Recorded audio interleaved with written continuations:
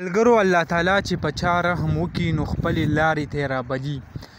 اسماعیل شاهد دا وخت تاسو ته په سکرین باندې ښکاري هغه عمرې له تللی دی او په سوشل میډیا ډیر زیات کم ویډیو چې دي هغه وایرل کیږي او تاسو دا وخت کتې هم شئ چې د کعبې سره ولاړ دی. دې نه علاوه دا بله ویډیو هم راغلی د هغه هم تاسو کتې شئ.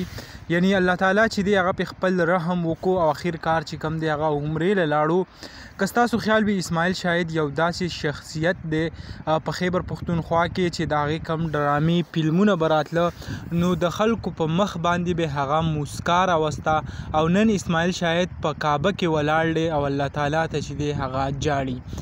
یعنی که موږ وګورو اسماعیل شاهد داسې په سوونو نه بلکې زه به ویم چې په زرګونو ډرامې به ریکارډ کړې وي او ډېرې زیاتې خوندورې ډرامې چې کوم دي هغه یې کړې وي. خو که موږ وګورو د دې دنیا که هر څونه ښه وکړي یعنی که خلک خوشحاله کړي او خو که الله تعالی درنه خفه وي نو هغه خوشحالي هیڅ هم نه ده. اخر کار چې کوم د اسماعیل شاهد هغه عمرې دپاره لاړو او داسې ویلی کېږي چې توبه یې هم ویسته او نور به د داسې ډرامو یا فلمونو سره هغه تعلق هم نه لري. نو دغه کم معلومات چې د اسماعیل شاهد په باره کې چې راغلي وو نو ما غوښته چې تاسو سره هغه شریکه کم. یعنی زما دا کوشش وي چې په خیبر پښتونخوا کې څه هم کېږي او هغه زه تاسو ته فورا در ورسوم او د هغه خبرې نه هغه تاسو خبرېږئ وار په وار. نو دا چینل که چا نه وي سبسکرایب کړی نو زه هغه ورونو ته یم چې دا چینل در سره سبسکرایب کړئ تاسو ته به هم دغه معلومات زر تر زره درسي. انشاءالله بله ویډیو که ملاویږو. الله حافظ.